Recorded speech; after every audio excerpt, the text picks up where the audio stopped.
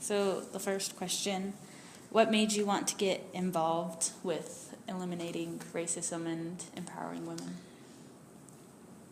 I was on the board of the Y a long time ago, probably back in the 90s, I would say.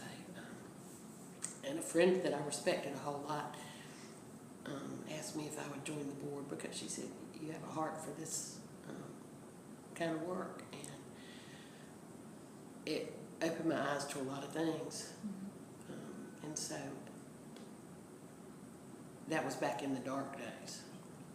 It might have even been in the 80s when things were not, and stuff wasn't getting done. But now I'm very proud that the organization can focus on eliminating racism and empowering women and helping children and families be children and families instead of just survivors. So. What were you doing before you got involved at the Y? I was working full time, but I was also involved with the Junior League and with programs at my church and some other organizations. So. So you said your friend got you involved. Was she how you first heard about the Y? I had known about. I think my mother was on the board of the Y years ago, so I was well aware of it. Okay. Wow. When was she? Or that would have been probably in the 60s or maybe the 70s. I don't remember exactly. Okay. Was there a specific event that got you, like in history or your life, that got you to be involved? I don't think so. I think it was just an awareness that not everybody had the blessings that I had been blessed with.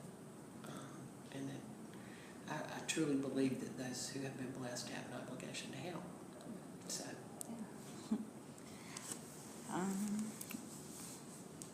Was there a person you looked up to that made you want to get involved?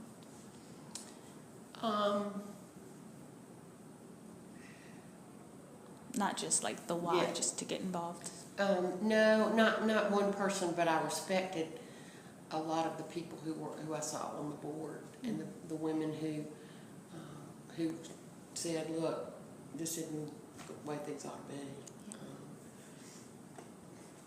From an organizational standpoint, I think that the Y has always been strong, but from an operational standpoint, not so much. And Mary Lou Babb and Jane McIntyre and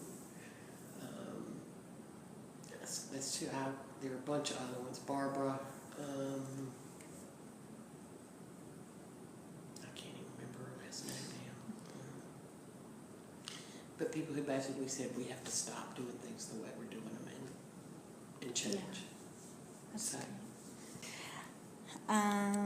What impact were you hoping to make when you first got involved? I'm not sure I thought in terms of impact.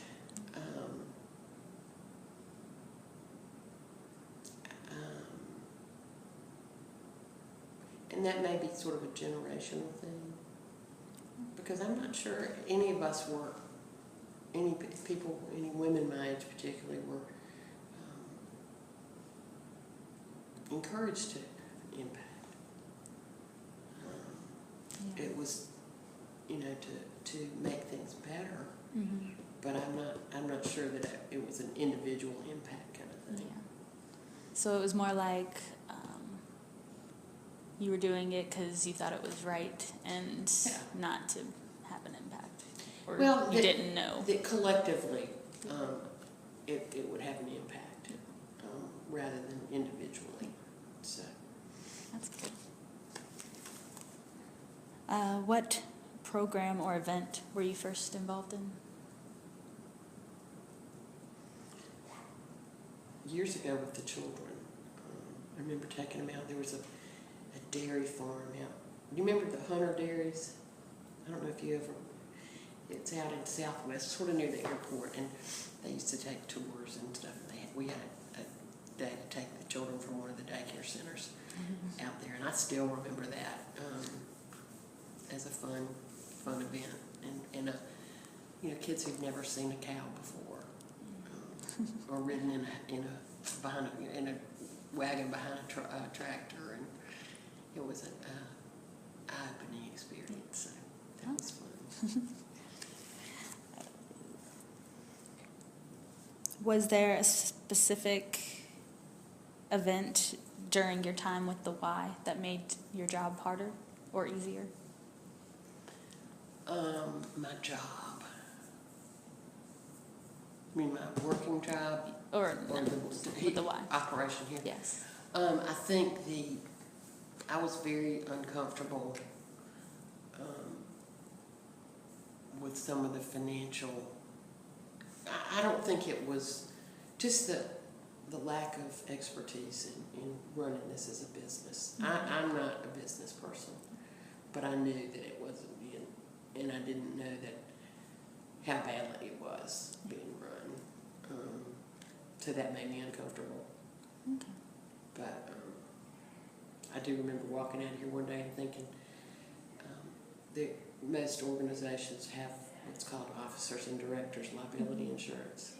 And I was hoping that they had paid that up because they had let some other things slide. Because I was afraid that we were all going to be in terrible shape.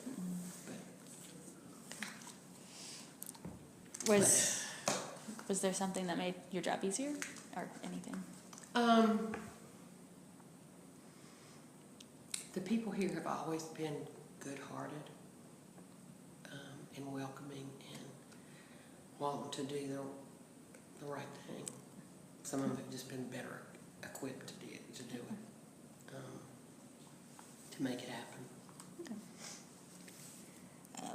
What was the hardest thing you had to do here?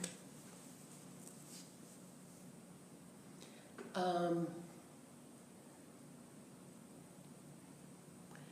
don't know that I can say that there was anything hard. There's probably, there were people who were aware of and working to make changes of things that needed to be changed when I was nervous or uncomfortable with it. So I don't think that I could say that I did the hard part in any way, but they did it. Okay. What was the easiest thing? I think being a part of an organization that wants to help. That could be easy. Yeah, I mean, it's hard to fault people for when their hearts are in the right place.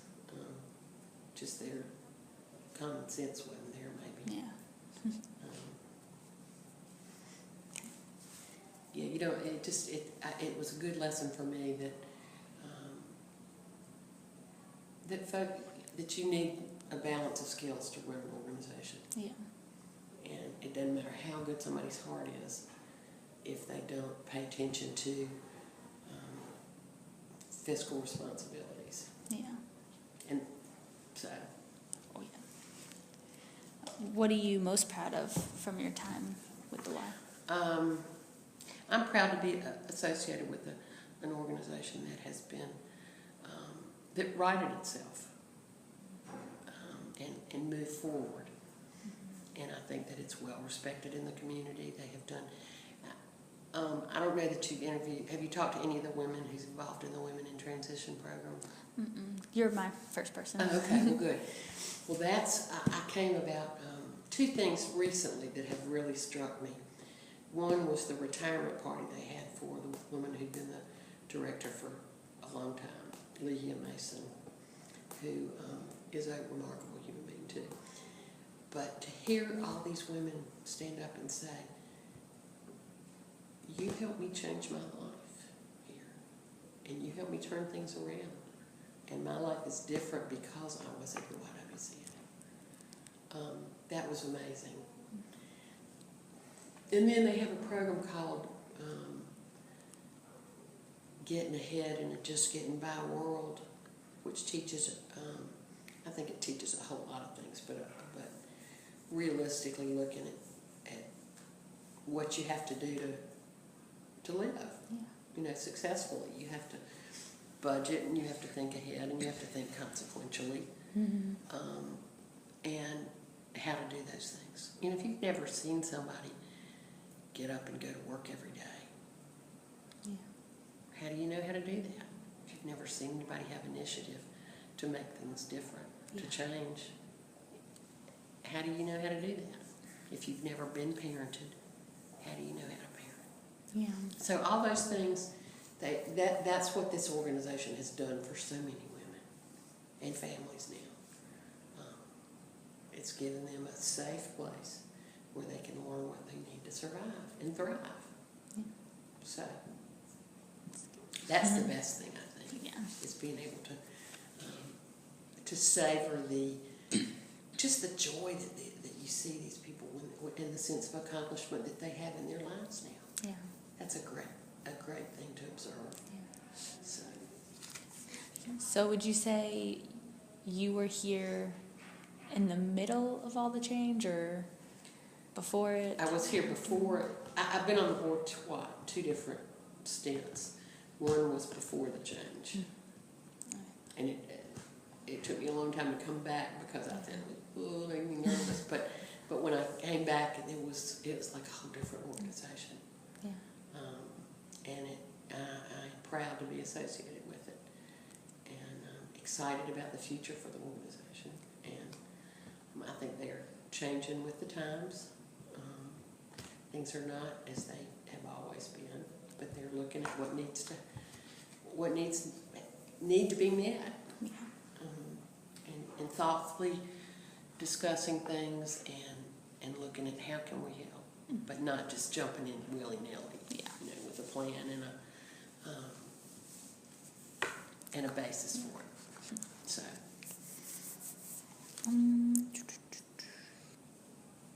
Is there maybe an event or just anything that you aren't too proud of? I don't think so. Not that I can think of. They do things in very measured steps, which is just the thing that used to drive me crazy is this blue color carpet. Used to be everywhere, I think, and it got so nasty going down that hallway. You just kind of went, oh, it just was not a very good presentation.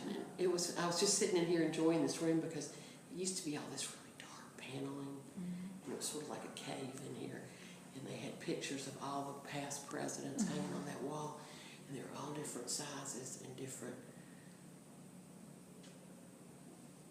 framed differently, and it set your teeth on edge. Some were always crooked, and it just didn't fit. And now and they waited till they had the money to do it, to fix it. And so I'm proud of that they do things responsibly. They think things through. Yeah, they do right responsibly. That's a good way, I think. Yeah. To think of it. Was it hard to stop being so closely involved with the Y? Well, I still am involved. That I work out at the fitness center. I work with with the trainers. I'm here like 4 days a week, so I'm here a lot, and that's why I didn't feel uncomfortable coming because they've seen me look a whole lot worse than this. But I'm okay with my role. I'm serve on the advisory council now, and that's fine. I'm happy to come to several meetings a year and write some checks and when I can support them in the community, I certainly want to do that. Yeah. So.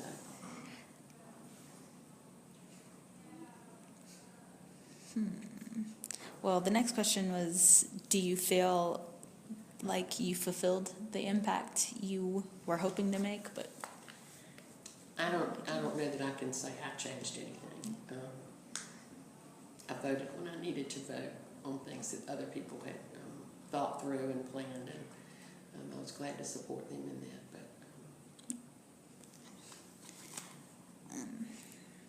has the Y now become what you hoped it would be when you were involved? The first time I was involved, I never thought it it could ever be this. And now I'm very proud of what they've done, and look forward to seeing what's going to come next. I mean, it really is amazing what happens here, the miracles that happen in other people's lives. Yeah. So that's good. Do you have any specific stories you'd like to share? Not that I can think of, really. I just think that they keep important things in the forefront for us. You know, it's important to have. You know, I was sort of laughing the other day when I was riding in the car and I heard them talking on NPR about the Starbucks things where they write about. What are they writing on the cup? Something about race, something. I'm not sure, but I know what you're talking You know about. that little phrase they're writing on all the cups, and I'm kind of going, well, that's fine. But the Y's been keeping that. You know, they've been pushing that for years. It's not something you're going to get with a slogan on a cup. Yeah. It's an issue that's going to, because it's a lot of history that has to be unraveled and rewoven in a way that can make our community stronger. So, what made you want to get involved with eliminating racism and empowering women? Well, I think it was mostly at the time empowering women, and it wasn't even so much empowering women as it was just the mission, well, the whole mission, which is racism and empowering women, but children and at the YW and the things that they have done for them, and the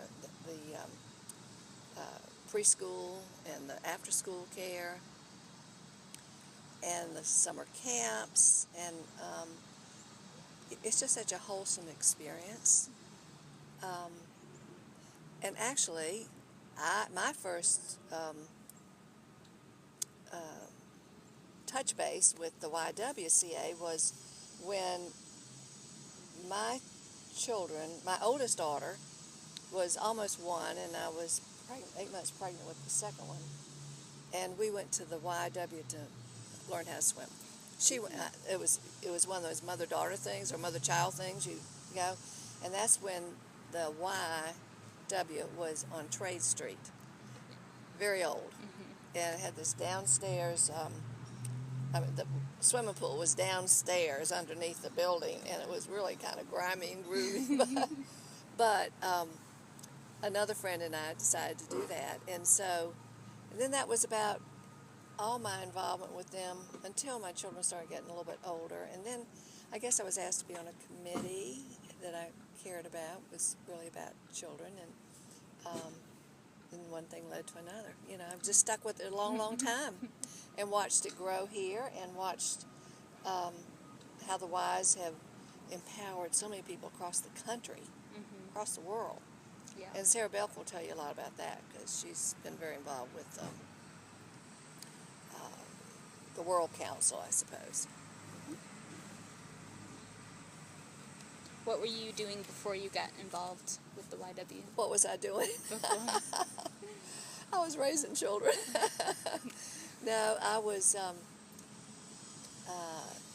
was just a mom with 5 kids, and so that was it. I wasn't working in any of these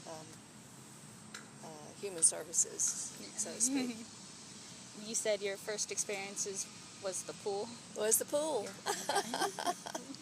It was, and I don't even remember what year they moved out to Park Road. I know it's like 30 or 40 years ago, at least 45 years ago maybe. So, and then at that point I was not going to the pool, and it was, as I said, at that point I was really asked to be on a committee, I suppose, and Do you remember what committee? no, I don't. Okay. Was there a specific event in your life or history that got you to want to be involved? Events. Well, I guess I should say, not necessarily Well, events, meaning that women did not have many places to go to take their children or to swim. I mean, in today's world, the churches have so many facilities Yes. for young families, and that wasn't the case 55 years ago when my oldest daughter, I think, is 54. And so we did not belong to a swim club or whatever. So I really didn't have a place to take them to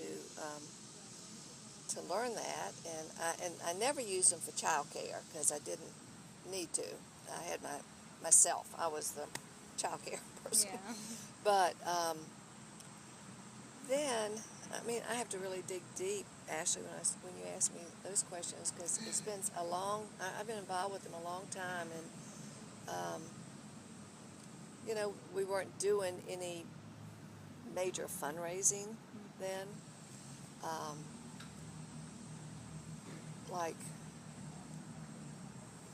Sally Robinson will tell you, her mother was a president back in 1935, maybe, or 40, and what women did back then is so different from what they were doing in the 50s and 60s, and now what they're doing is just incredible that we have the strength that we do, the support for the Y that has reached out beyond the volunteer mother. So,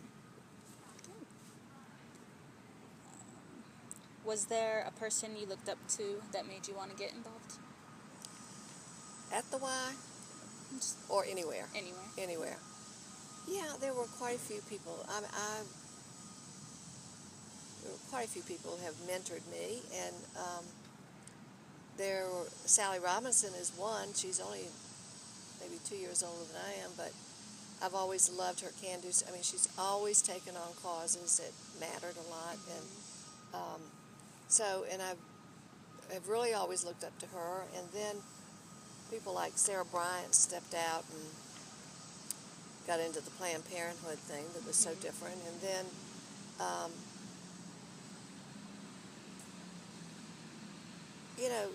the racism thing was fairly new in the 60s and 70s because there was a YWCA for black people. Yes. And therefore, it wasn't any of our fault. It was just what it was, and we just happened to grow up at that period. But there are a lot of people I admire in this city, admire women that have done a tremendous job of really just going to bat for certain things and sticking with it and against the grain of a lot of things. And but I tend to I was never a business person. I didn't work in a business for long, because after I got married I started having children, and so that wasn't the type person I was looking up to. I was looking up to more people that volunteered the city and were willing to roll up their sleeves and raise money for a cause, and try to get a program going and that type thing. So the good news for me at my age, and I've lived here all my life, I moved here in the 8th grade, I know the city well, and I've had the opportunity to meet a lot of different people, and I just feel that I never got stymied by anyone. I just loved knowing different people that are enjoying doing different things, regardless whether I get into it or not. That's good. I was just at a luncheon today for the Charlotte Bilingual School, and a good friend of mine, Claire Tate, has been very involved with that for maybe 20 years or more, and it's just amazing. I say she's a one-woman show. She's just she cares so much about education and about children, and gotten involved with this bilingual. I mean, we all have so many things that we want to do for education, and that's just a small pocket of it, but it all matters. It all feeds into the same system now. Yeah.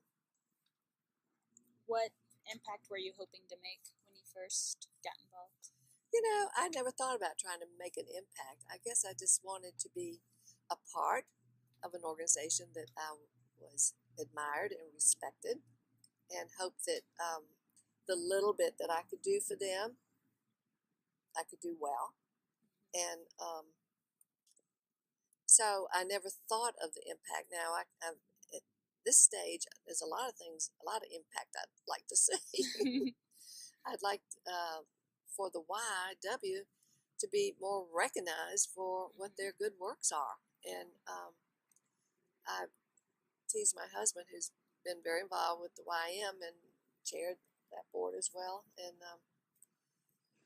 it just infuriates me. They can raise so much money, and we do it in such a different way. Yeah. But that, as far as an impact, I mean, I hope to see a bigger and better YW, mainly for these transitional women. That is my real focus over there. I love what we're doing for the families and for the women that live in there. Nobody realizes. You don't even know that's going on. Yeah. They know more about the families than they do the women living in the building. But Yes. and when that started, it was really for women like myself. If I was moving from a small town, didn't know anybody, and had to have a place to stay, I used to kind of say it was like the Barbizon in New York, which was a place called the Barbizon that all single women went to live when they arrived in New York. But in our building and it kind of started off that way, but now, the shift has moved where it's really working with people that need help. And that's the best part, because they're getting help. All kinds of good help. Yeah. Was there anyone specific that encouraged you to do more with the YW? Yes, there was, as a matter of fact. And her name is Charlotte Watkins, and she was very involved in education in the city, as was her husband, Dr. Carlton Watkins, who was happened to be my pediatrician at the beginning. But she may have been one of the ones that asked me to come to a lunch or a committee meeting or something. But she always tried to encourage me, and she's in a nursing home now, and I think about her all the time, because her as little as she's able to do outside of where she's living, she just never gives up on the hope of, getting women established and having a voice of their own. So That's great. Was there a specific event that happened during your time that made your job harder? Oh, yeah. We were a little tight on money. It was very scary. It really was. And when I was board chair, I was very lucky to have a great board that we really all pulled together and talked it over. And we weren't really quite sure if we were going to have to close the doors or not. But, bit by bit, and we had some fine people help us and tell us we really weren't going to fold right away, but we needed to increase memberships and grants, and part of the thing at the Y, which I had a hard time with because I'm not a finance person, is that we did receive so much money from the state. We received money from United Way, we received money from other grants, and none of it came in at the same time. So you would be it was time to pay the bills, and you knew the state money was coming in 2 weeks, and it really should have been there then, but it was the way they operated, and I guess that's what caused all the stress. But isn't money always the thing that gives you stress? I think so. So we were trying to be very thoughtful about how we went about this. We were trying to look at opportunities to what we do with that property, because it's a big piece of property.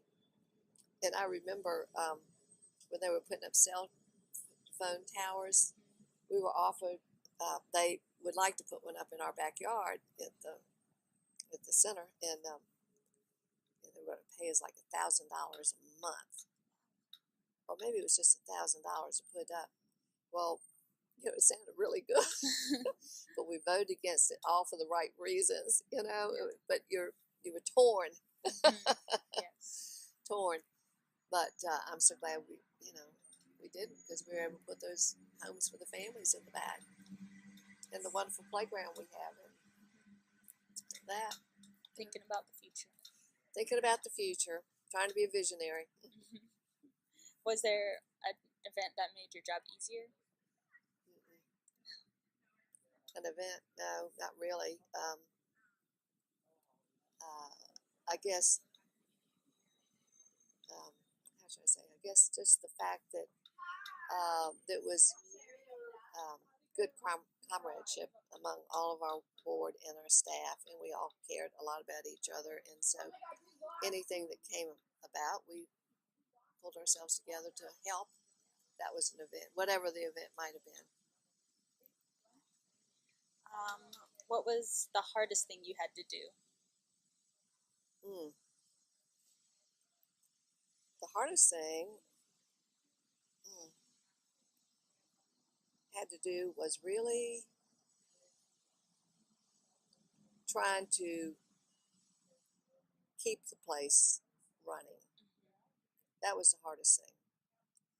Here we were committed to having 66 women in that building,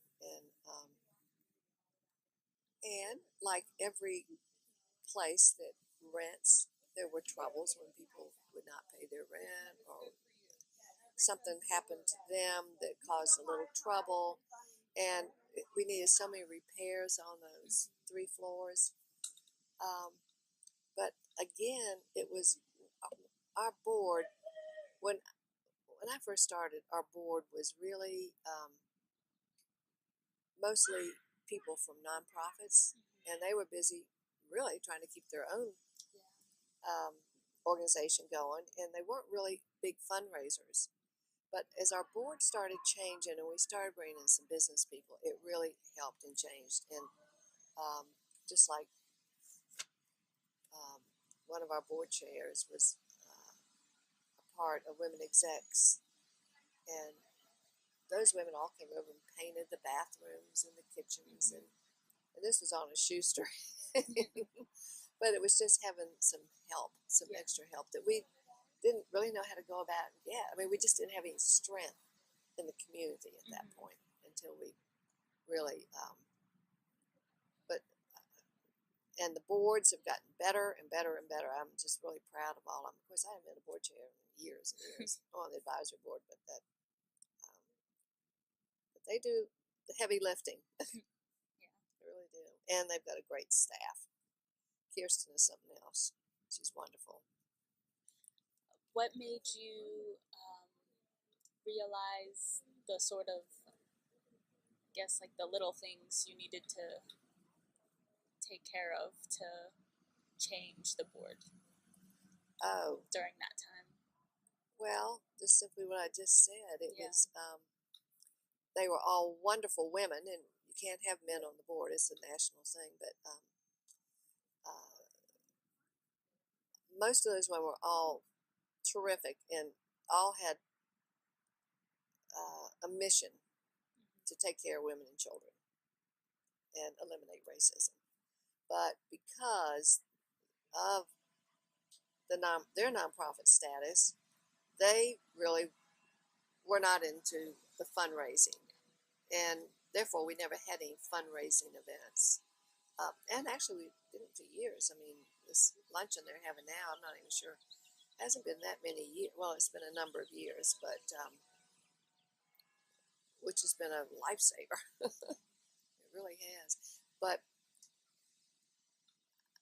I got to say that with Janie McIntyre and Kirsten have been great advocates for it and been wonderful in reaching out in the community. They've made a tremendous difference of making the case known, and advocating for it and keeping it abreast and people knowing about it. And where and we had a couple executive directors before that were trying to do that, but there again, we had come from. I mean, we had come from such a beginning that we didn't do that. Women didn't do that. Yeah. They just ran the stuff. They just ran the important programs. They were not the visionaries to look out in the community and get the help. And people were waiting for us, I guess. It worked out good. What are you most proud of from your time with the YWCA? Oh, golly. I guess I'm most proud that I did help change the ward a little bit. And most proud that I brought on some people on the board, like Janie McIntyre, and asked her to come on the board. And we did finish a campaign. I was not chairman. Then Martha Alexander, who was one of our state representatives, was chairman the year that we did do a campaign. And that was about 2 years before I was chair, I think. And so I guess I was proud that we were able to finish that. And it wasn't real easy. Wasn't easy. Is there anything that maybe you aren't too proud of and wish you could do differently? Oh. I wish I could raise the money to go in there and get a real state of the art facility for fitness. And I wish that I actually, as I said, I'm so proud of the Women in Transition program, and you can only handle there's so many other people that could use their help, but there's just only so many people you can handle without it getting too big. And the staff there that works in that program is just phenomenal to me. They're so hands-on, so good, so positive, made so many differences with so many people. I'm really proud of them. Was it hard to stop being so closely involved? Not really. I still am somewhat involved. I'm on their advisory board. I always attend their luncheons. I actually am exercising over there. So I'm in and out of the building at least once a week. And what happens, you just move on to some other things.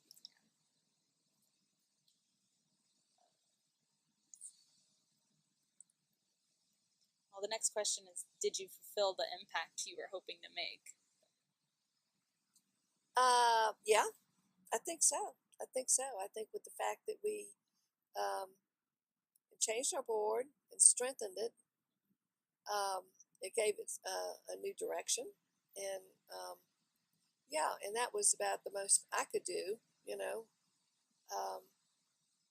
is be a part of that change. So that was, and then someone else comes in and they take over and they improve everything and make it better. And that's great. That's what we all hope for. Yes. That the next one will do better.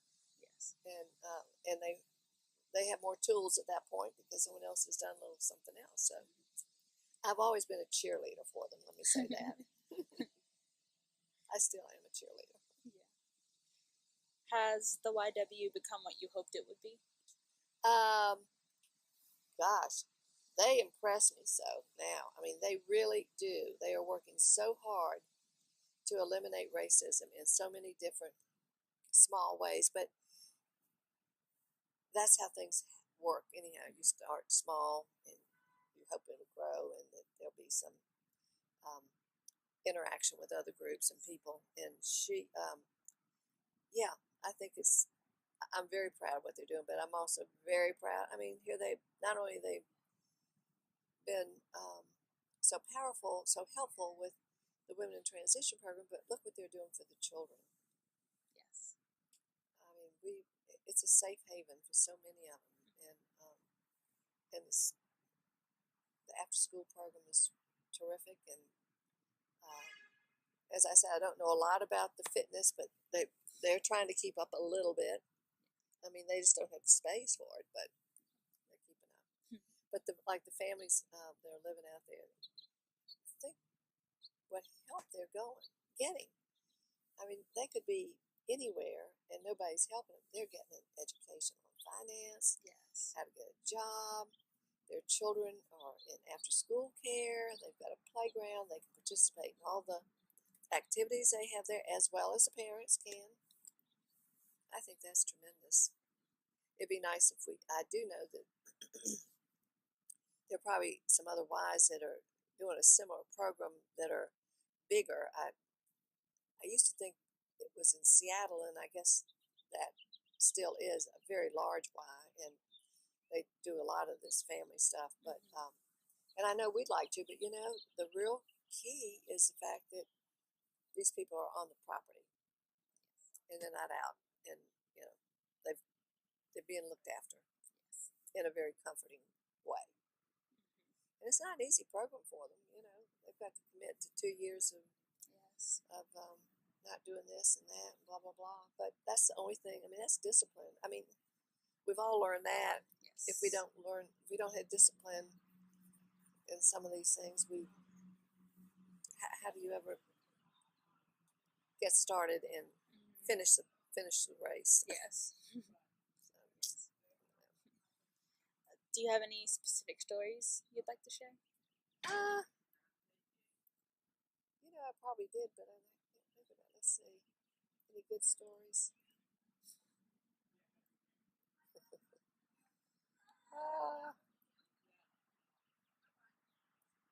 Actually, I can't think of anything offhand that is good.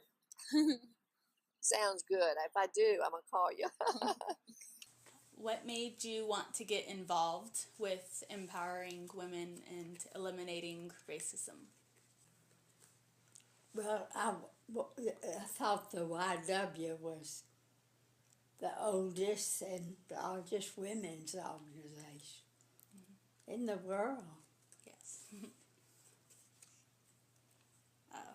What were you doing before you got involved with the YWCA? Oh, I worked You are. Where did you work? with Belks. Oh, okay. I was the female Belk. How did you first hear about the YWCA? I don't know. Don't remember. I don't know when I first heard about it. So you always just sort of Yeah, I knew? always knew something about it.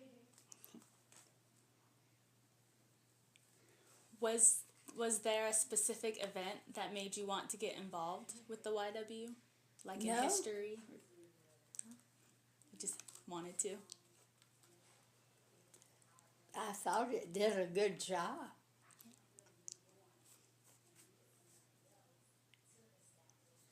Was And there it did a good job, not only locally, but for the whole country, but also for the world. was there a person you looked up to that made you want to get involved? Everybody. All the women, not just one. Did you have like an impact that you wanted to make when you first got involved?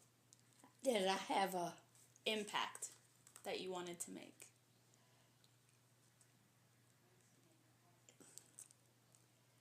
I would hope to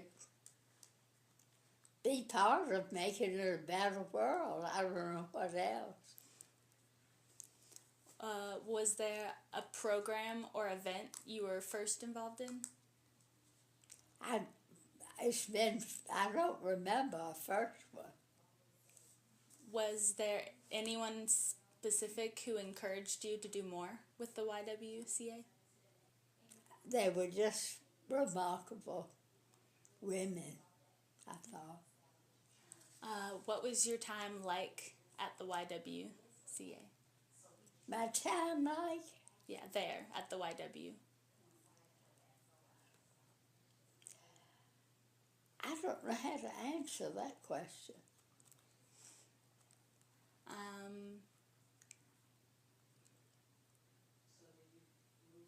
Was it hard to be involved, or was it easy? It wouldn't come under either one. Just a very positive situation. That's good. They needed an organization like Yeah. the YW, Yes. young Christian women, old Christian women too. Yes. What are you most proud of from the YW? That it unites these wonderful women around the world have a same purpose. And it brings everyone together. What? It's bringing everyone together. To make it a better world. Positive. Was it hard to stop being so closely involved? Hard to. Stop being so closely involved. No, I'm still closely involved. It's a very important organization. Do you think the YWCA now has a big impact? Yes. Has it become now what you hoped it would be? Oh, it's, yes, but never, you can't never dream of what it can be. Do you have any specific stories you would like to share? Stories? I don't know, I'm just a part of it. It's a very fine organization. And important Yes. that these women get involved with each other, that have similar desires and beliefs. Yes. What was the hardest thing you had to do? I don't remember any hardest thing. You just committed to, you believed in the principles. What was the easiest? I don't think of it being hard or easy. It's just an important part, and proud of what they do. Did you have a favorite program that you were involved in? No, You liked it all. yeah. What do you do with the YW now? Well, I'm a member, locally, nationally, internationally, I don't know. Belong to the organization. I'm part of it. How do you think the YWCA needs to change? I hadn't thought of it as changing. It has a purpose, and it stood for that purpose always. Christian Women's Organization. Yes. Love everybody. Is there anything else you'd like to say about the YWCA? Well, it's just the oldest and largest women's organization in the world, I think. It's nice to be a part of it, being a woman. Yes. They do a great job. Yes. Proud of what they do. What are your feelings for the YW after all this time? I didn't get that question. What are your feelings towards the YW after all this time? I think it's a very important organization worldwide. And I have many friends that I got to know through the worldwide. That have enriched my life. Do you miss it? I'm still a part of it. I haven't gone anywhere. You'll find it makes a lot to your life. Yes. what made you want to get involved with eliminating racism and empowering women? Okay, that's a great question. I have, first of all, let me say, I've been very proud that the YWCA puts it right out there as part of their motto, eliminating racism.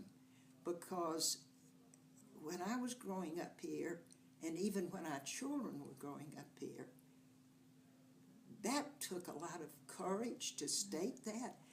I don't remember that was, I don't think that would have appeared on the literature of the times when my mother was there. When I was growing up, Charlotte was so segregated. We grew up thinking it was, I grew up, and I hate to admit this, but I didn't question as a little girl of 8 and 9 that there was a colored water fountain set for colored and over here for white. I didn't question as a little girl getting on the bus and knowing that all the black people sat at the back and all the white people at the first. So I was probably 14 before it really hit me how bad that was.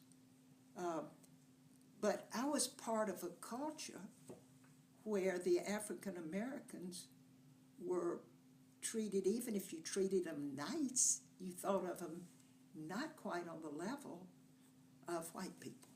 So it's hard for me to believe that these women would have had on any program that they gave out eliminating racism. So I love to see that that is one of the mottos now. And then as for women, it says, tell me again, promoting social... Empowering. Empowering. So being a woman, knowing that women have not always been treated equally, white women either, knowing there's still something of a glass ceiling when it comes to women in terms of executive positions and so on. It really is delightful to think that there's an organization that really wants to promote women. The racism part, to me, is the most important because though we've made tremendous strides, Civil Rights Acts in the 60s, all of that, there's still racism. There is still racism. It's you see it with the police. I mean, we're going through a lot of that now. So for the Y to put that right out there is just exciting, and I love it. How did you, well, you first heard about it from your mom, the YW. About the Y. I grew up seeing my mother get all dressed up to go off and be a vice president and president of the Y, and I just knew how much it meant to her. And then also as a little girl, sometimes I was taken along to the Y, but that was mainly after school parties, like a little birthday party, as we got older and could go in the pool. So I just grew up with the Y, the one on Trade Street. Like your mom, a specific person who got you to want to be involved? It would be my mother, yes, of course. Was there a specific event that got you to want to be involved? No. A little bit of everything? Yeah. When you first got involved, what impact were you hoping to make? Well, as I say, as an adult, I have really not been active in the Y. Kristen was so nice to honor me a few years ago. They give an award each year to a seasoned leader or something like that, and then an up-and-coming leader. And about 3 years ago, she honored me with that, and I really appreciated it. And I support her, really think she's great. Love going to the luncheon, making a financial contribution at the luncheon. But it is not one of the organizations that I've spent a lot of time in, just admiring it. What made you want to get involved with the other organizations? Okay, I think my mother set the example for me, and from the time I came back to Charlotte, I wanted to be involved. the first few things I got involved in were, well, the first thing I got involved in was the Junior League. And so when I was in my 20s, I got married early. I got married when I was 19. And so in the 20s, having 3 children, all I could do was through the Junior League. So that got me, but the Junior League has service placements, so you can get involved with things like that. They were involved in the Speech and Hearing Center, the Children's Theater, leadership within the organization, development, nominating on the board. So my community work was primarily through the Junior League, and when you got to be 40, you became a sustainer. And though they have lots of things for the sustainers, they're mostly social. I haven't been active with the sustainers because by 40, I was beginning to branch out primarily through my church. I got my first leadership after the Junior League with my church. And then later, I became much more involved in Charlotte, and then still later outside of Charlotte, primarily through Duke University, where I've had the great joy of serving on the Board of Trustees and things of that nature. But I have been active in the community. If I had to name in Charlotte the thing that's been, and I'll say this to you as a young person, probably the 2 things that have meant the most to me in Charlotte are 2 things very different that I had the opportunity to either start or be part of starting. And the first, I was a co-starter of something that we call the St. Francis Jobs Program. And it was started by Rick Dunlap and by me at Christ Church. And it was an effort to work with young African Americans aged 16 to 21 who had dropped out of school to help them get back into Central Piedmont. They weren't in Central Piedmont, get back in education by taking the GED at Central Piedmont and then giving them opportunities to get part-time employment. And that was great. I love that because I got to move beyond the confines of growing up, in a privileged family. And I got to really know a lot of kids. And I can remember going into some of the public housing, meeting with the kids, talking with the mother, usually wasn't a father around, and trying to be a mentor and help these kids.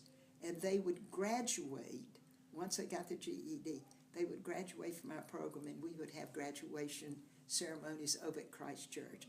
So having the chance to start something, mold it, raise money for it, that was great. Unfortunately, after 25 years, it folded because the United Way could no longer support it because it had gotten a little smaller, and United Way, during the recession of 2008, they called and they said, "I'm so sorry, we have to give it up." It was called St. Francis Jobs Program, and then it became, after I became not as active with it, the Bridge Program, sort of bridging. I think they wanted to get away from a churchy sounding title.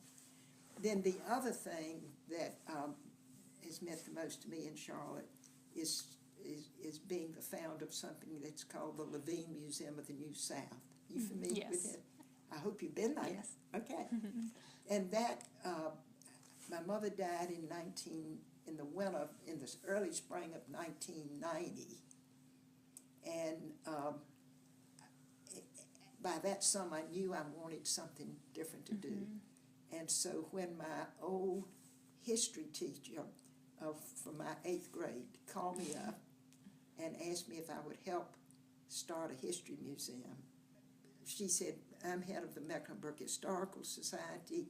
We'll give you a small financial sum if you'll just get it started." So that was great fun.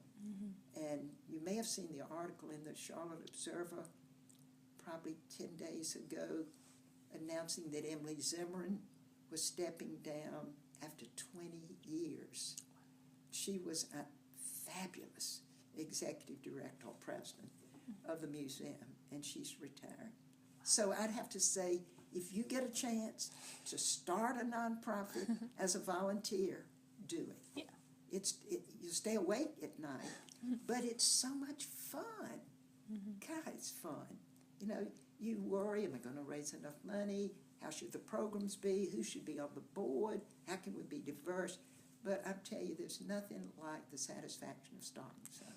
Do you know what got your mother to want to be involved? I think that my mother was born to be a leader. And as I said earlier, there weren't that many opportunities for women. And this was very prominent in Charlotte. My mother got married in 1920, came to Charlotte 1920. This was started, was it 1904 or 2, one of those. So by then, it was drawing more and more people to it. I don't think my mother was ever involved with the Women's Club. She was an early member of the Junior League, and I don't remember a lot of talk about that with her, but what she really liked was the YW. Yeah. It was a chance for her to lead, and she believed in what it was doing. Do you remember the first program or event that you went to, maybe as a kid? I think it was a sort of a birthday party, and I was probably 8, and somehow I think of swimming. I'm not sure when the swimming pool was built, but it was probably back.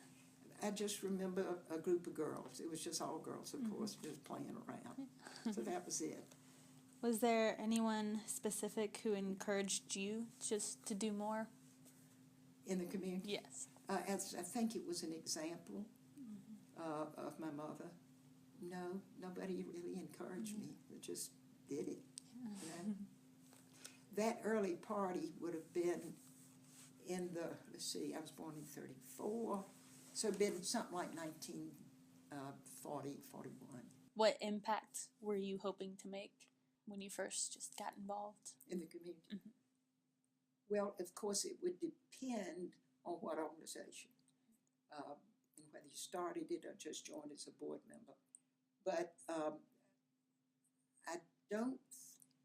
I think that I always wanted to do well, whatever I did. But, and this is something for you to remember too, some of the things I did early on, some of the things with the Junior League, some of the things, even at the church, didn't click for me. So you have to keep looking. Not everything is going to rouse your passion. And you need to give it your best. But if it's not working for you, then move on. I don't mean leave somebody in the lurch, but move on, because there will be things that you are passionate about.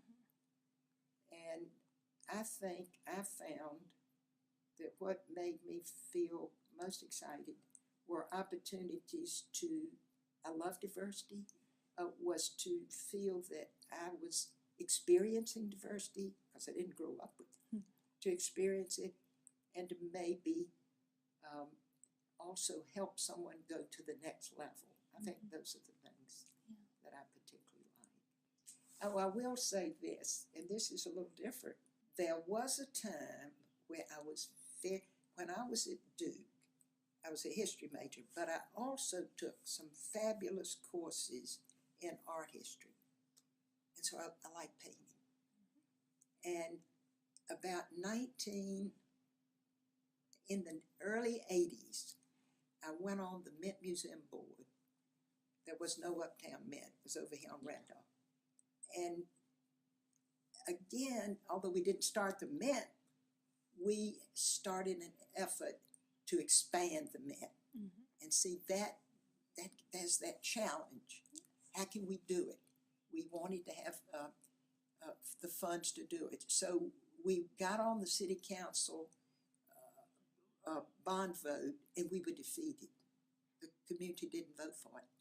And some of us said, this is not a diverse board. Everybody's on this board is white. So this was in the 80s. We put 4 outstanding African Americans on the board. And then they helped us a lot. And the next time we were up for that same bond, which it was about 2 years later, I don't think we lost but one precinct. Wow. So that, though it was art Mm-hmm. and not economic empowerment and things like that, it was a chance to make a difference by doing something quite different.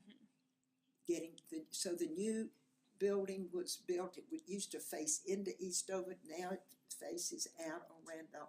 Yes. And it became a diverse group, and that was fun. What is the hardest thing you've ever had to do? Well, I think the most challenging but the most fun was starting the Museum of the New Yeah. South. I mean, it had to start at the very beginning. Mm-hmm. Miss Batten, our 8th grade teacher, came and asked me to do it. The Mecklenburg Historical Association gave us a little sum of money to bring in a consultant. We brought in a historian from Richmond who gave us some stuff. But it was just, you had to get the board, you had to raise the money. How can you raise the money? When I agreed to do it with Miss Batten, I said I'll do it on 2 grounds. One, that you have that you only stress that this museum look at the history of Charlotte and the region since the Civil War. And I said, because there's the Charlotte History Museum, Hezekiah Alexander, let's not get in their way. Yeah.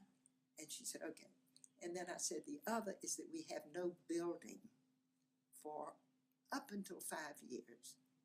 And I said, the reason for that is I'm on the Arts and Science Council, and we just passed a resolution urging cultural nonprofits not to enter into any building for 5 years because people aren't having enough money to meet their budgets. Mm-hmm. So she agreed, and so for 3 years after we formed and hired our first director, we had no building.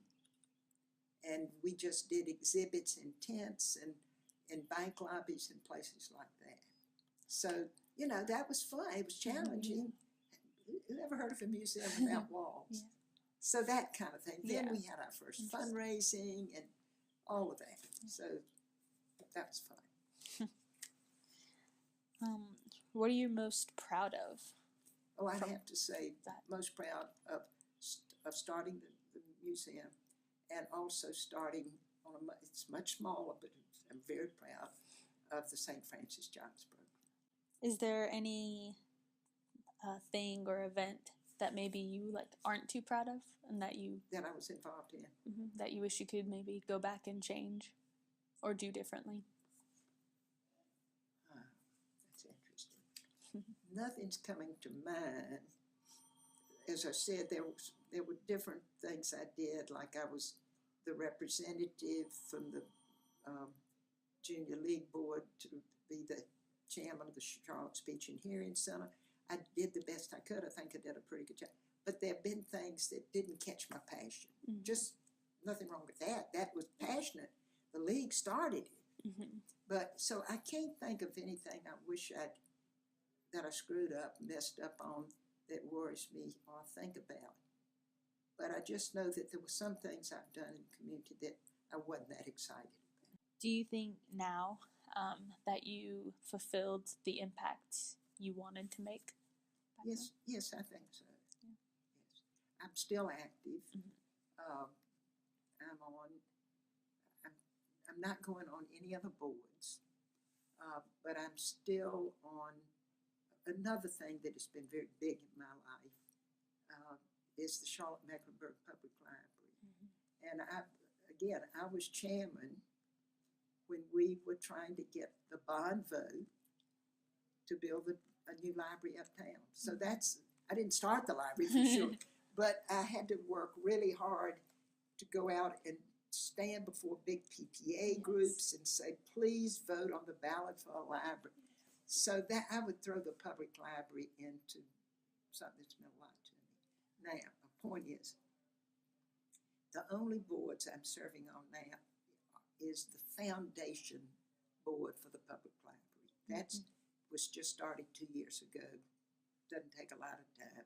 I love that.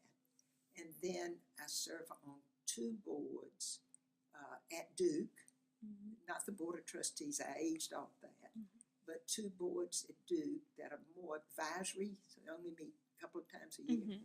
And then I serve on a board called the National Humanities Center that's located in the Research Triangle up between, Yes. So I'm trying not to go on any more boards because I've been here a long time. A lot of people do call and want to come by and just share with me something they're doing, get advice or help, and I enjoy that. I'm busy as a bee because I get involved. Those things I'm involved. Like I had yesterday, I spent 2 hours.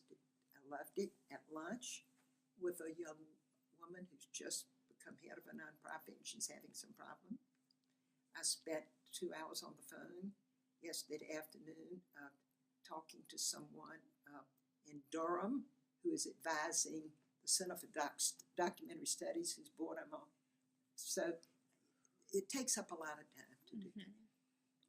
But I like it. I'm trying, though, to cut back some because I don't find the time to read for pleasure as much. I'm always reading to get ready for some program.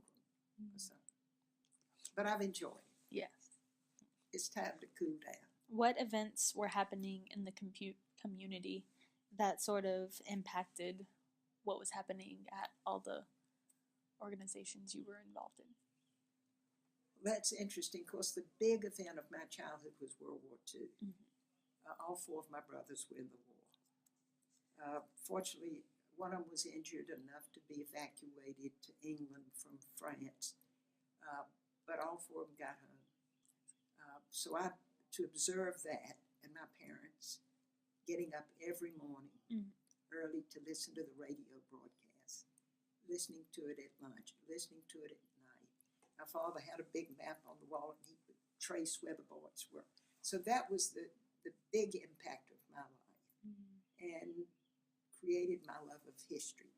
That's why I ended up majoring in history, I think the horror of the Holocaust became very important, very much something on my mind because as a kid of 9, 10, 11 during the war, I heard my parents talking about it or read about it in the paper. So working against, racism, persecution of religions, all that sort of stuff has been growing up with World War II and what happened in that war. And then my mother's and dad's strong views against that kind of thing. I think that's been sort of the basis of a lot of what I've done, what I care about. Yes. So I don't know if that answered your question. Okay. Oh, but let me go back. Also, the civil rights struggle. See, by the 60s, I was married and had children.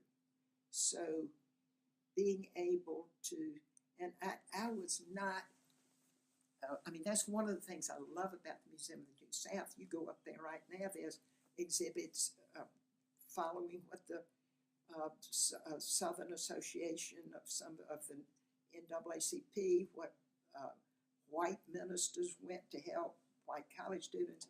So one of the things I like about the museum is it looks at those issues, and that means a lot to me. So the civil rights issue has been formative, I think, in my thinking and what I've wanted to do, though I could have done a lot more, obviously. Do you remember how your mother was involved with the YW during the Civil War or civil rights? My mother was too old then. You see, my mother, as I say, born in 1897, and by the 60s, and she developed Parkinson's, so she was too old and ill to do anything, but she was always on the side of the underdog. One of my favorite stories about my mother was when she was a little girl. She lived in a place called Williamston, South Carolina. It was a very small town. Remember, this is in the 1890s. Her father had been born quite poor. He was a migrant farmer family, and his mother and father died when he was little. When he was 11, they were both gone, and he had to look after his brothers and sisters. I mean, they were poor. But he had a lot of drive, and I don't think he ever went to college. He had a lot of drive, and so he began to make money in the textile mill business. See, now this is 1902, 3, when the South was still reeling from the Civil War, but the Industrial Revolution was coming down, and textile mills were being founded. So my mother was not born into, by the time she was born, the family had a big house in this little southern town. So she grew up not needy. Now, the story I like is, and she was the youngest of about, next to youngest of about 8, and always kind of a tomboy growing up. Though you wouldn't know it with those pictures. Yeah. But anyway, her mother and father had bought her a beautiful pair of black patent leather shoes for, I think it was her 7th birthday. And she was playing on the roads weren't paved. But it was a nice house if the roads weren't paved. And she saw a little African-American girl walking down the street. It was cold. I don't mean freezing, but it was cold. Chilly. And the little girl didn't have any shoes on. And my mother took off her black patent leather shoes and gave them to the little girl. And when she went in and told her father what she had done, she got a spanking. Isn't that a great story? So my mother got a spanking for giving away her shoes. But isn't that a great story? I like that story. Yeah. Especially since she grew up and did all That's right. that she did. That's right. It's like sort of the start. Yeah. And here's an interesting story about my mother, too. I just found we've got 2 grandchildren getting married. So anyway, I was stirring around looking through some drawers, and I found the write-up of my mother and father's 1920 wedding. But it said, and by then, see, her father had made a good bit of money as a millman. So it said, before the bride, so after the reception, and it went on about the flowers and all that, it said, the bride and groom were presented with beautiful gifts. The bride's father presented the couple with an automobile. Now that's 1920. Henry Ford and the assembly line really started in 1920. There were automobiles, but not a lot. And in Williamston, there may not have been but 1 or 2. My mother, being a tomboy who actually brought her pony in the house, learned to drive early. That was the way she was. When she married my father, my mother was 24. My father was 36. He did not know how to drive. So her father wanted to be darn sure that his son-in-law learned how to drive and had a car. So he gave the couple a car, and my mother taught my father how to drive. Isn't that a great story? Yes. He was 36, living in Charlotte, in a boarding house. You know what a boarding house is? In a boarding house, going to work every day uptown. He actually worked for a mill machinery shop. He never drove. He just walked or took the streetcar or the trolley. They called it the streetcar. So I love that story. That's a great So anyway, story. that's the background. Has all the organizations you've been involved with, have they become what you hoped they would be when you first started? The Museum of the New South, we never dreamed it would become as prominent as it has. I mean, wow. I wish you could read that article. Oh, see, here you go. Head Women's Division. See? Mrs. Walter Sullivan, she was also one of the has been named chairman of the Women's Division of the War Chest Campaign. And Mrs. Dalton, shown with her, has been appointed co-chairman. Now, that would have been probably 1942 or 3. This is not the YW, but this shows, look at that, that's the first page of the second section. Look at that. Wow. Leaders named for Women's Division of Chess Drive. See, they didn't include them, they were just the women. Yeah. But they certainly played them up, didn't they?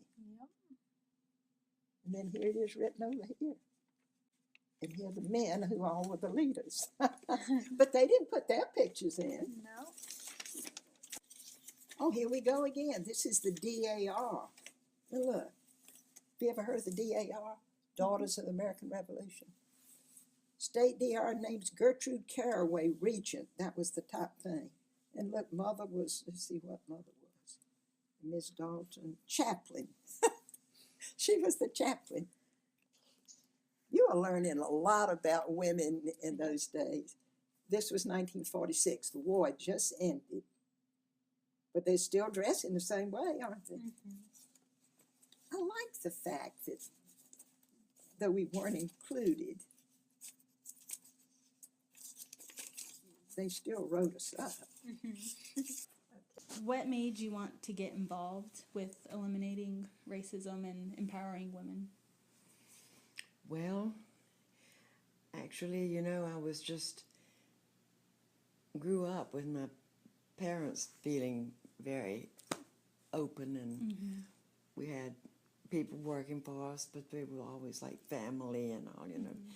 It was just, I grew up, but then went to the Y to do things, and then I was on the Y board. And I was on the Y board when we, mixed it up. Integrated. And one of the people on our board resigned from the board because we were going to have black and white together. And there, I was on the board when we were on Trade Street. Well, I wasn't. Yes, I was on the board on Trade Street before they moved to Park Road, and they were getting the, enrolling the little people in. The children were coming in, and the first person who decided that he didn't want his child to be in the mixed group was a minister, a Baptist minister, and he walked out with his little girl. They came up, and this black mother had her little girl with her, and she was signing her up. She said, I want her to sign up for the Y, but I want to know that if she goes in that swimming pool over there, would that white lady put her head under the water? She was just as afraid. Everybody was just, he said, no way. So she signed her up, and those were the kind of things that were happening then, and I realized we needed to keep working on women and children and racial things, Okay. What were you doing before you got involved with the YWCA? Well, I was very young. I didn't get involved with anything else. That was one of my first things to be involved in. And then the Crittenton. And I was on the Crittenton board, and they asked me to be on that board, and I said, well, what do I have to do? And she said, I learned a lot from this. She said, if you're on this board, it's a working board. It's not a board where you just have your name, you're just honored, that you're on the board. But it's a working board. So everybody had a job to work on the board. And I said, anything then I ever did after that, when I was forming Planned Parenthood and every other group I was with, I said, it's a working board. Everybody is involved. How did you first hear about the YWCA? Oh, I grew up knowing about the YWCA. Was there a specific event in history or your life that got you want to be involved? That I wanted to be involved.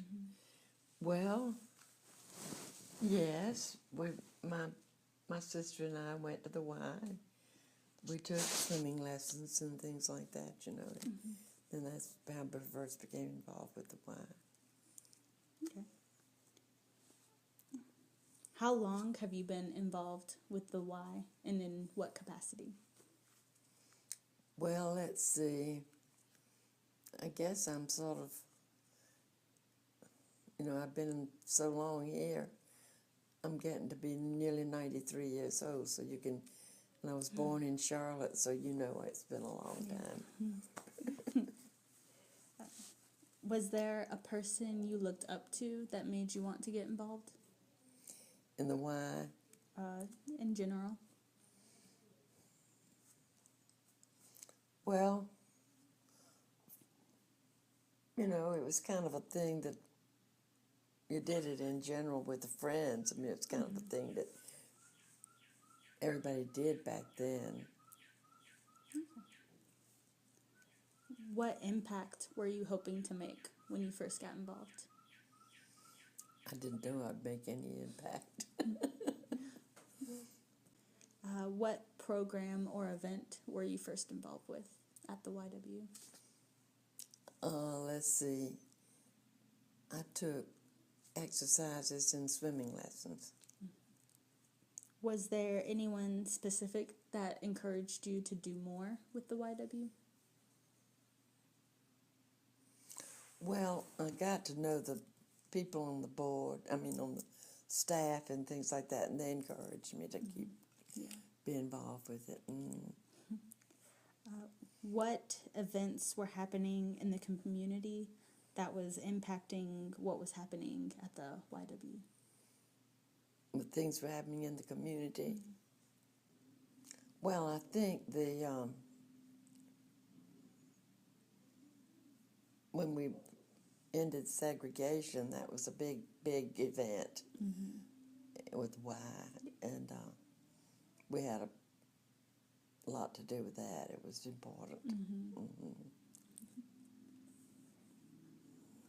Was there a specific event that happened during your time at the YW that made your job easier or harder?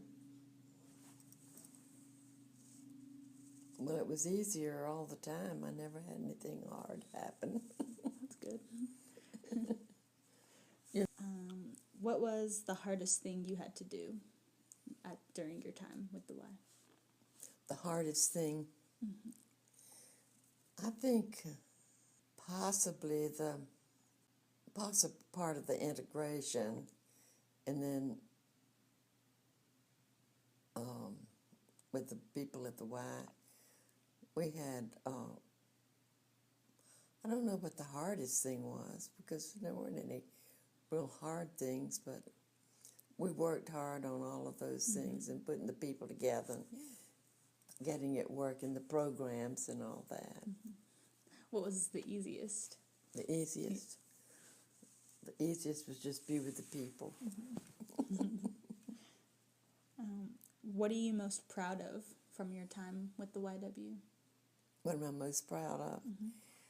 Well, I'm proud of the fact that they've got the program now with the families, and I think I'm proudest of that. I think we've made a real That's a great progress with program. that. It's a wonderful program. Is there maybe an event or anything that maybe you weren't too proud of and that you wish you could just go back and do over or do differently? I can't think of anything that I'd really go do over. That's good. Was it hard to stop being so closely involved? Yes, it is. Yeah. But after you get to a certain age, you begin to, I'm still involved, but I'm not totally involved. Yeah. And I love to pass it on to the next generation. And it's wonderful to see what they're doing. And we're having some great times. And I love going over there for the luncheons and for the meetings and sitting in and see how much they've progressed. I think it's a great progression. Me too. Wonderful. Tell me something that happened during your most active time with the YW and what influence it had over decisions being made. Well, I think that there were things that happened. There were times when I don't know. I can't remember much of any hard times or anything that happened. Most of the time I was there, it was an easy time. I don't remember any difficulties. That's good. You said you didn't really have like an impact you wanted to do, but now looking back, did you fulfill the impact you were hoping to make? Looking back, well, maybe I just thought if I would be involved and be worth anything, that would make some impact. If I could just be actively and be accepted and do things that I needed to do. Has the YWCA now become what you hoped it would be when you were so deeply involved? Yes, it has. It's become even that and more. Yes. I think it's a wonderful, wonderful place. Do you have any specific stories you'd like to share? Well, let me see. You know, sometimes we would take some of the girls over the Y on little picnics. And we had some wonderful times doing that. It was great, taking the girls on the picnics. Because I remembered when I was growing up, picnicking was such a fun thing to do. And we'd go on picnics. You also did Planned Parenthood for Charlotte? Yes, What I was did. that like? Oh, my. Well, I had been working with the Y and with the Crittenton home, and I'd seen the girls, you know, having their problems at Crittenton and whether they could keep their babies or give them up or that kind of thing. So I had two people here, a banker and a man who's head of the Department of the Enrichment Department, and they wanted to see if I'd start Planned Parenthood here. You don't need to know any more about that, do you? Oh, I'd like to hear it. All right. And so they said, so I had a little red telephone in my house. It just happened to be that one. And I got permission from the hospital, from doctors and from everything to send people if there was a telephone number and that's all, no address. And 2 times people found their way to my house. And that's one time there were some girls, college girls from Tennessee, who came on Saturday, and one of them was pregnant, and she wanted to get an abortion. Well, all I could do for about abortions was to send them to Richmond or Atlanta. And then I would, other times when people would call and want to know if they could get some help, I'd say, well, I can send you to the doctor, I can send you to the so-and-so, I can send you to this, and I had places I could refer them to. And then there was another couple that came to my house, and they were from South Carolina, the university, and she was afraid she was pregnant, and she thought that was going to change their life, you know. And so she said, so we did get her to a doctor, and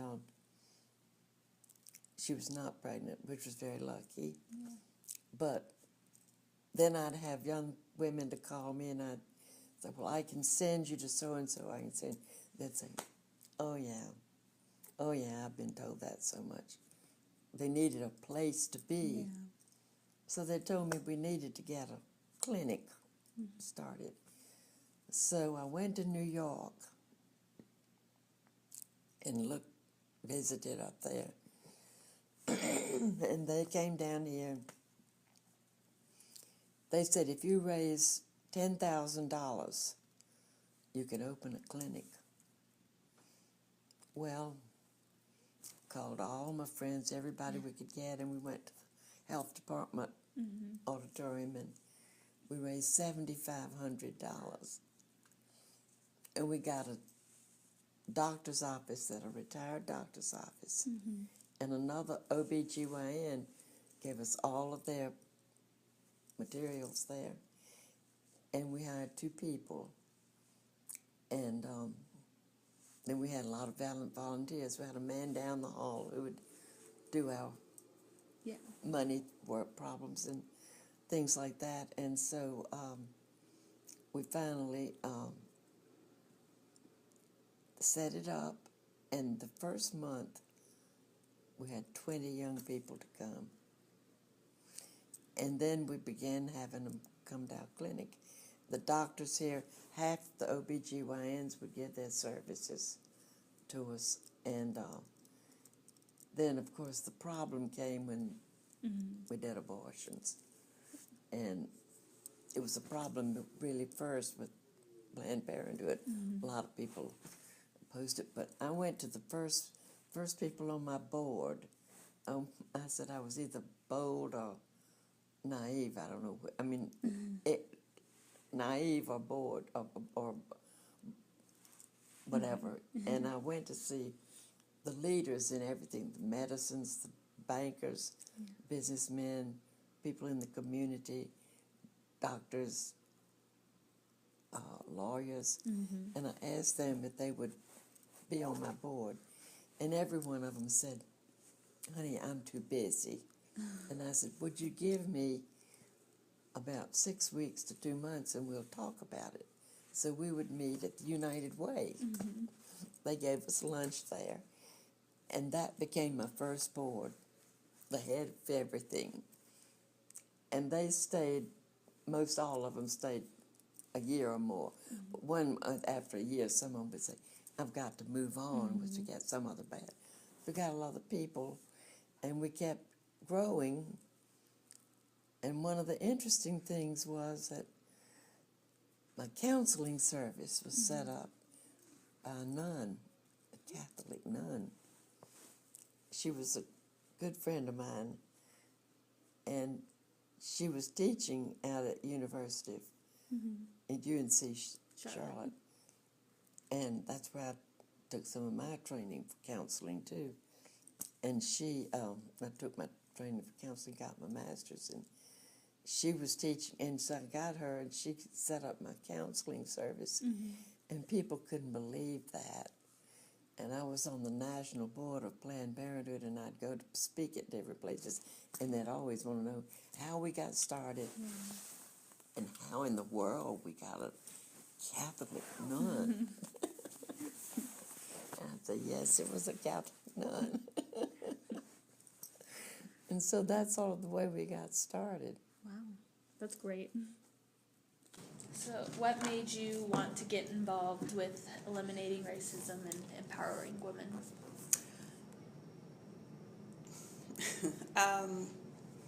I've actually been involved with the YWCA since 2005, I guess, when we were in Richmond, Virginia from 2005 to 2008. And I first got introduced to the YWCA there.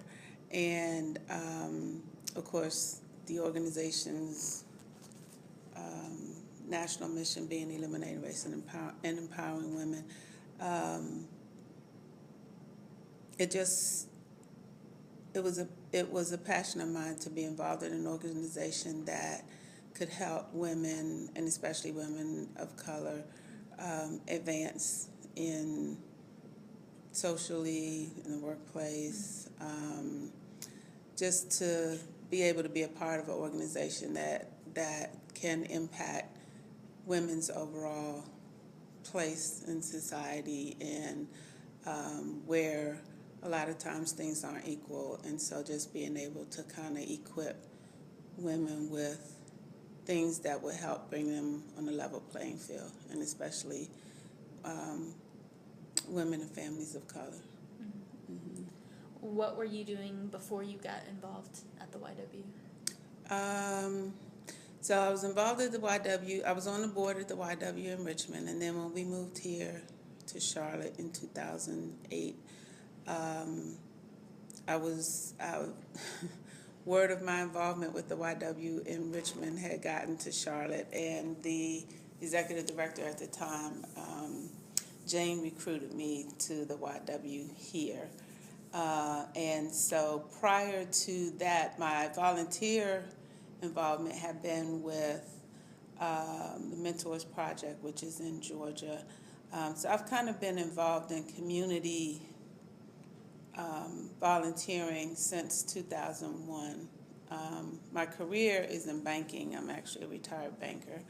And one of my first goals of getting involved in volunteering, and particularly with women, was my financial background and wanting to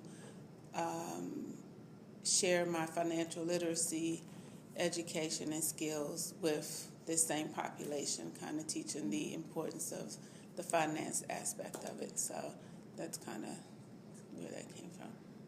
How did you first hear about the YWCA? This one is Charlotte from, as I said, the executive director recruited me in Richmond when I first got involved with YWCA. I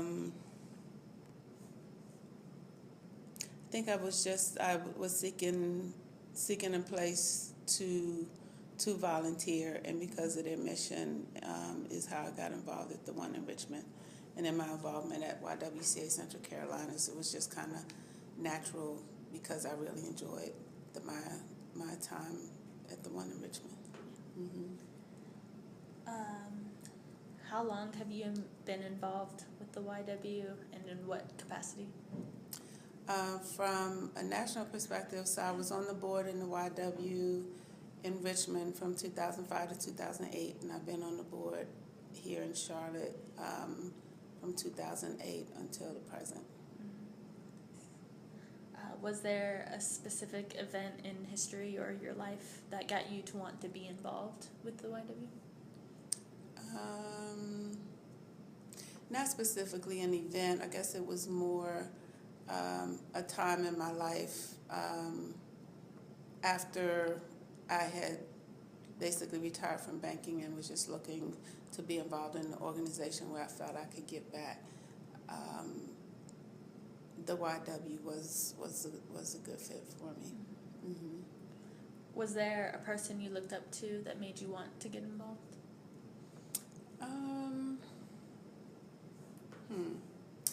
My community volunteering did not happen until 2001 when I moved from Washington, D.C. to Macon, Georgia. Mm-hmm. And that's when I was first introduced to volunteering within the community, and that was through the Mentors Project.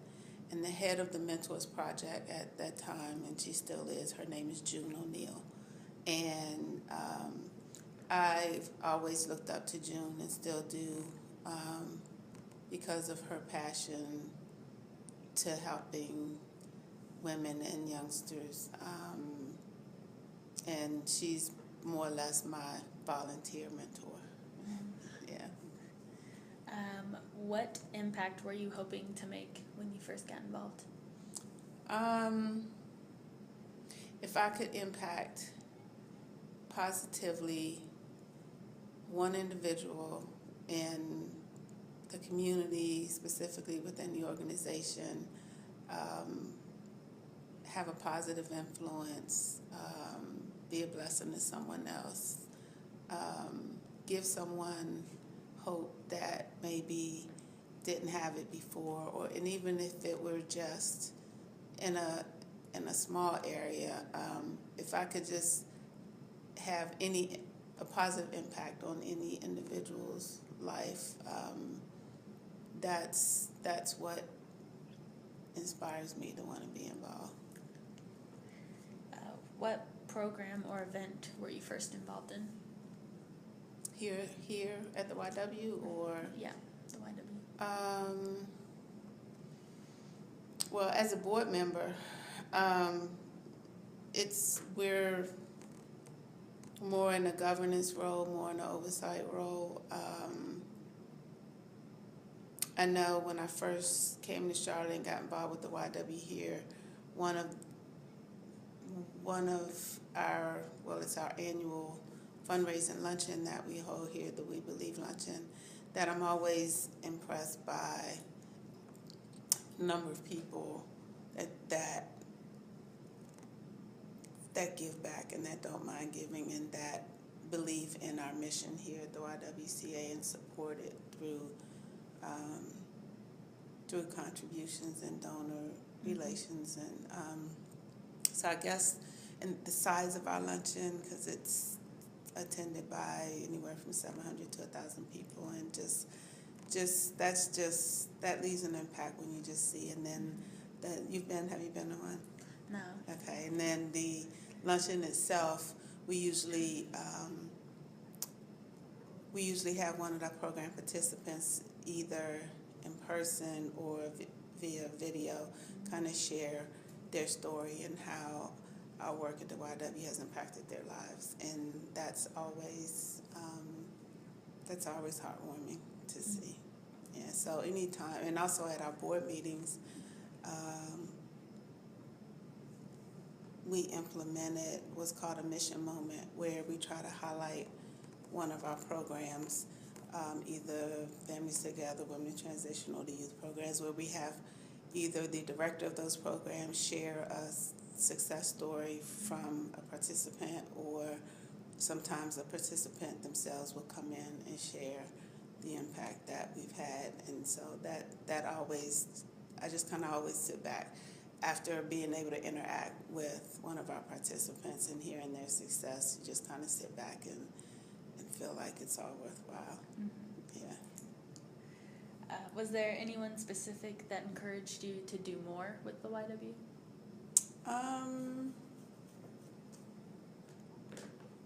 I guess my encouragement is, again, it falls, there's not one individual, but I guess the more I'm able to see the impact that we have and interact with the participants, that just encourages me to want to keep doing what we do and do more of it. What events were happening in the community that impacted what was happening in the YW? Well, I guess not necessarily an event, but ongoing is the challenges that some of our youth participants and our youth after-school programs, some of the challenges that they face with school and the testing that goes on with the school, the EOGs and all of that, and just kind of that's always ongoing. And seeing how our youth programs, our after-school programs, help the students, the different programs that we have for the students to help them improve on their reading skills and their math skills. Those programs are ongoing and impact those youth on a daily basis. So I guess the after-school programs and how we're able to measure how with our interaction with them does help them succeed more in school. Was there a specific event in history that happened during your time with the YW that made your job harder or easier? That's a good one.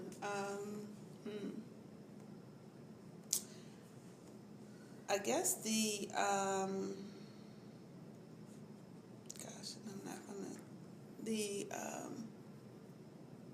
when there was legislation for the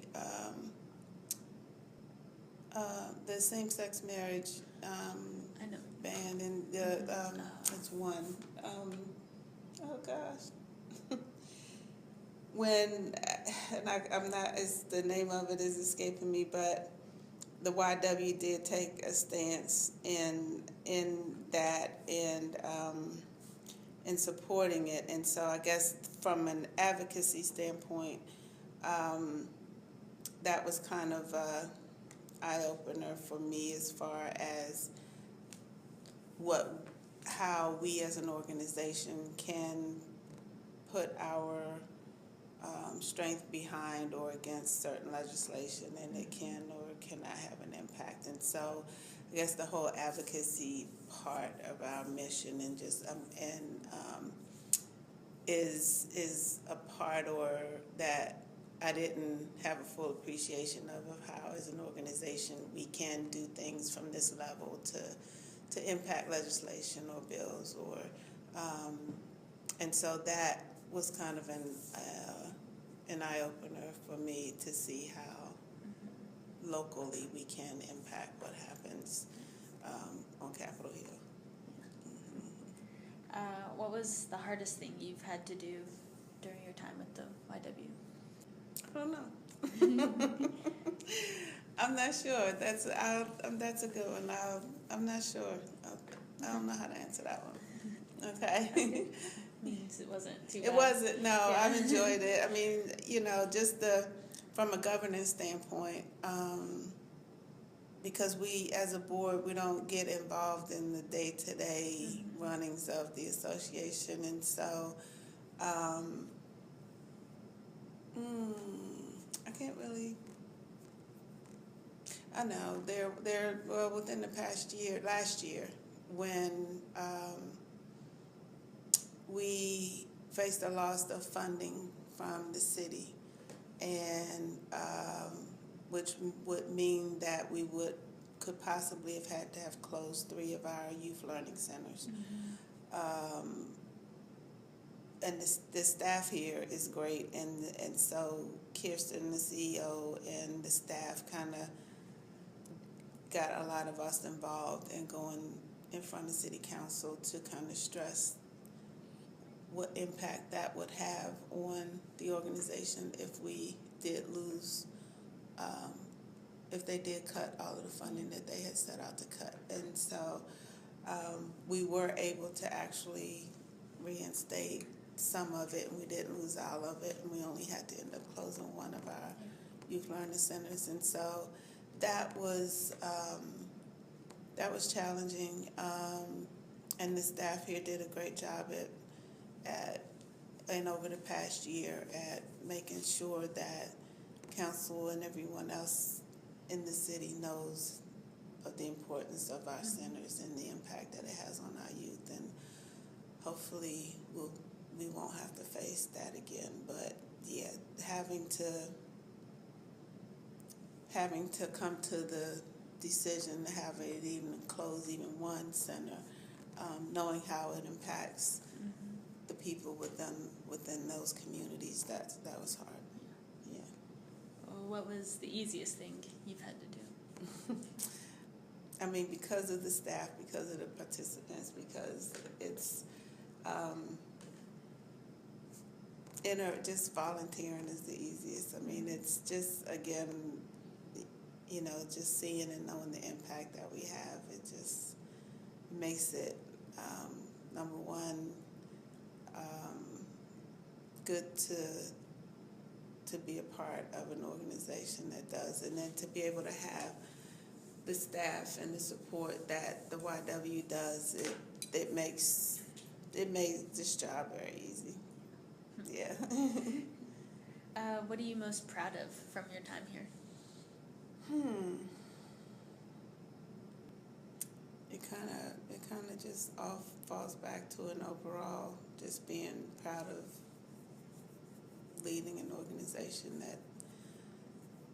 that not only has the mission but actually under Kirsten's leadership, actually accomplishes every day,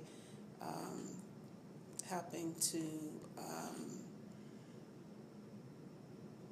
eliminate racism and empowering women.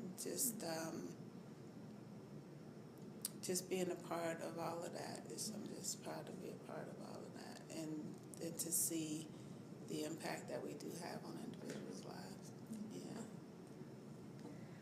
Is there any time that maybe you weren't too proud of and wish you could go back and change or make different or do different? I can't think of any right now. That's It's not a bad thing. Okay. Now, do you think you fulfilled the impact you were hoping to make? I do. Unfortunately, it is my term limit is up, and I do have to roll off the board in June.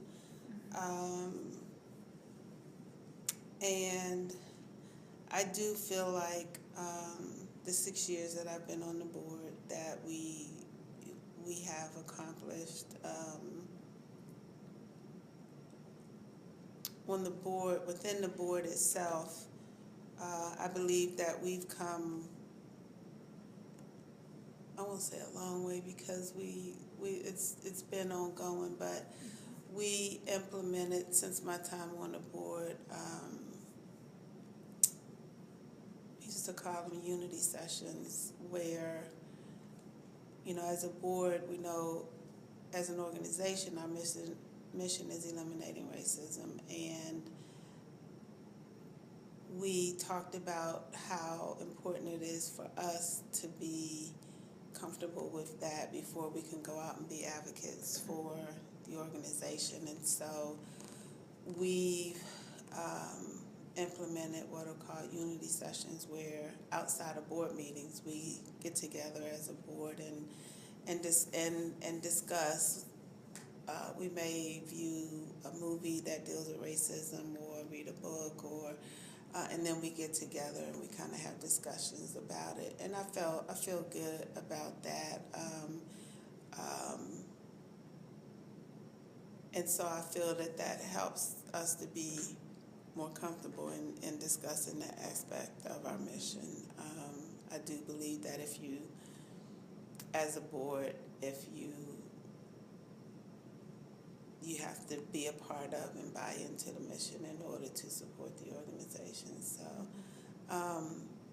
from an overall perspective, as far as our programs and all, and what we do have in our programs, I do feel like we've accomplished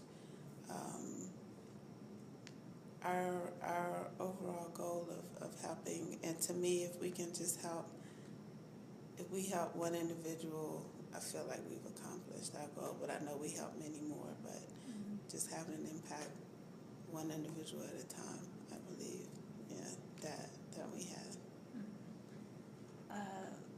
You said your term's almost up. Will it be hard for you to stop being so closely involved? It will. It will. I've already am in conversation with Kirsten about ways that I can continue to help, but not. I actually am looking forward to being involved more hands-on versus from a board perspective. I enjoy interaction with our participants, and sometimes when you're on the board and in a governance role, you got to kind of keep your distance, or just kind of there's a dividing point. And so I'm looking forward to doing more hands-on, being more hands-on involved in the actual touch and feel versus from the governance standpoint. Yeah.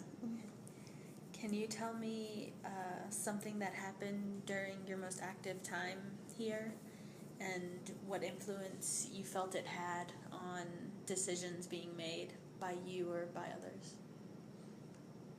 I think probably one thing I'll kind of fall back to is like the unity sessions that I talked about, as far as getting the board more comfortable with each other and discussing such a sensitive topic. And again, that was from a volunteer perspective put out to the board. It wasn't a requirement, but just knowing that we had the majority of participation when we were trying to do things like that. I feel like that did open up communication amongst the board members, and it helped us to get to know each other better and to kind of tackle and learn about the different cultures that we have present on the board, and just to we call it get comfortable being uncomfortable, discussing an uncomfortable topic. And so I felt like that was one of the things that I was proud of being a part of. Yeah. Has the YW now become what you hoped it would be when you first got involved? Well, and right now, and one other thing that I'll mention that I feel good about that we've implemented since I've been on the board is exposing the local YW to more of the national YW and and how we fit into that picture. I had the opportunity to attend our national conference last year, and that was the first time that I had been exposed to the YW from a national level. And that was, and this may answer one of your previous questions that I didn't have an answer to, but that was an awesome experience, and it kind of opened my eyes to what we do here locally, how from a national perspective, how the YW from a national perspective kind of impacts so many lives. And so I came back from that meeting last year wanting to share YW National more with our local YW, and so we connected them to the national website and everything, and the communication, and then of course that the height of that, which was Kirsten's doing, was having our national CEO speak at our luncheon this year, and which was great because then it also gave our community a perspective of national YWCA. And so I do believe that our local now is more connected to national YWCA, and that we're getting more support from national and so yeah, that our exposure and our connection now with national, I think, is helping our local community as well as our board members kind of understand the bigger picture of YWCA. Last question. Okay. Do you have any stories or comments you'd like to share? I would just like to say that my life changed 14 years ago when I first started volunteering in the community, and I feel blessed that I am in the position now to be able to give back, and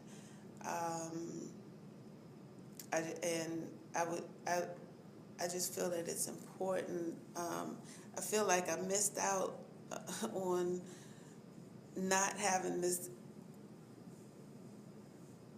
not being involved in, because it wasn't until I moved from big city, Washington, D.C. to small town, Macon, Georgia, that and also too, I guess it has a lot to do with my kids were little then, and now, and at the time that we moved, they were in college and high school, and so just being introduced then, I guess the timing was all planned, and so it's just important, and it's fulfilling to be able to give back and to volunteer and to help, and any time that I'm blessed with that opportunity, it's something that I want to do.